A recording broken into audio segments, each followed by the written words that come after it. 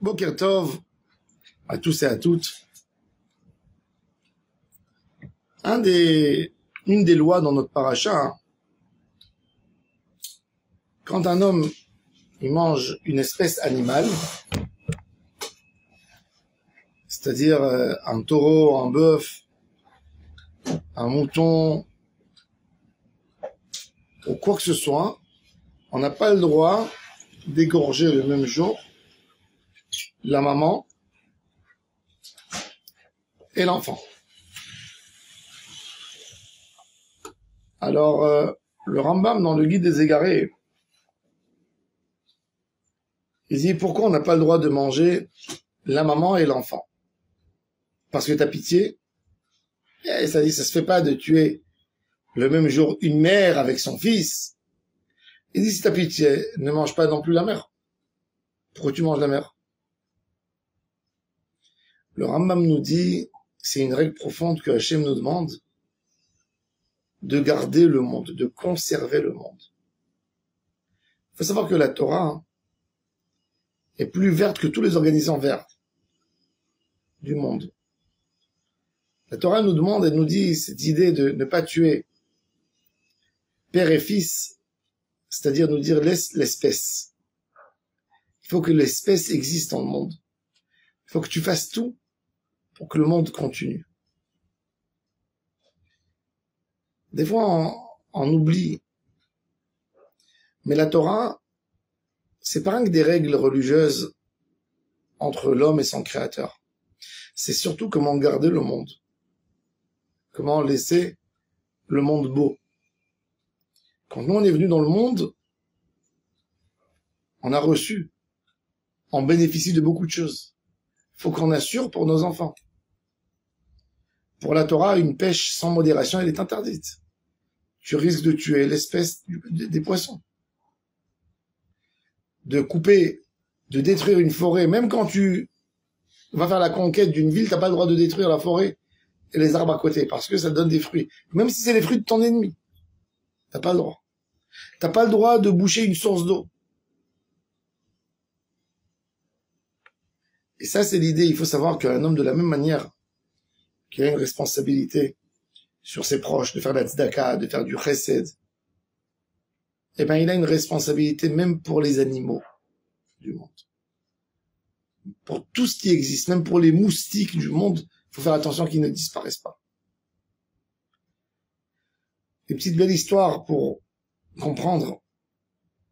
La Gemara nous raconte qu'un jour, Adrien l'empereur, était en train de passer en Israël pour voir le pays.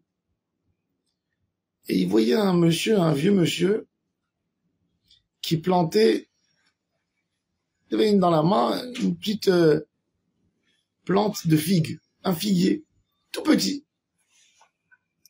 Et Adrien, curieux, il voit un homme bossu, vieux, on voyait qu'il était très vieux.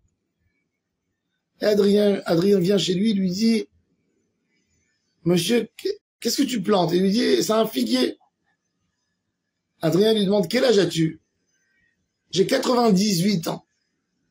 Alors Adrien lui dit, excuse-moi, mais un figuier pour qu'il se développe bien, c'est minimum 6, 7 ans pour qu'il commence à donner des fruits.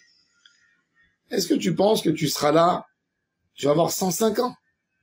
105 ans et tu plantes un figuier? Il a dit, écoute-moi monsieur, je vous connais pas. Mais moi quand je suis venu, j'étais enfant. Quand j'avais 5 ans, 6 ans, ma mère me donnait des figues. Des belles figues. Je mangeais, je me régalais. C'est-à-dire que ces figues, il y a eu peut-être des gens vieux qui l'ont fait pour moi. Ben moi aussi, je fais pareil. Je rends au monde qui m'a donné de si belles occasions. Je lui rends moi aussi. Et je lui donne. Et moi, je fais ça pour préparer, je prépare pour les générations à venir. Et si Dieu voudra, et je mériterai, eh ben, je mangerai de ses fruits.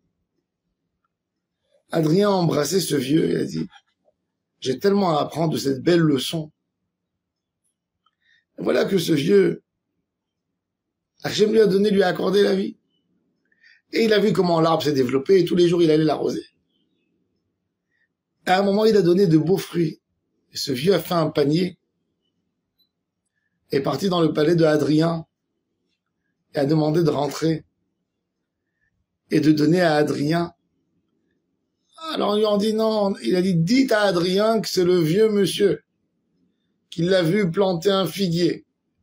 Et voilà, je viens. Et Hadrien a dit annulez-moi tous les rendez-vous, je veux m'asseoir manger avec ce monsieur de ses figues.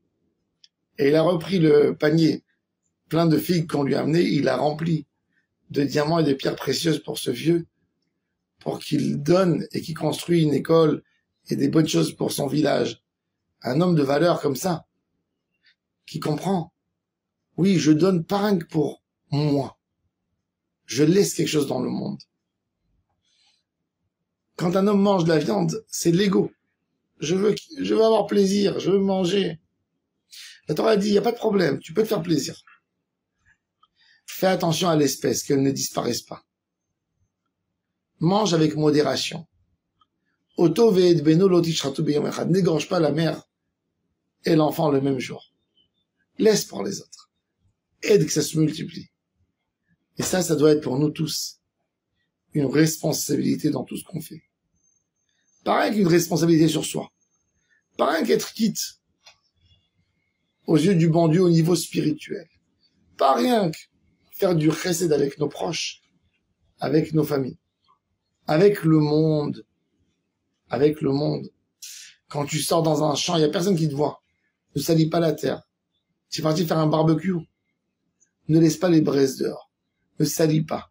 N'abîme pas.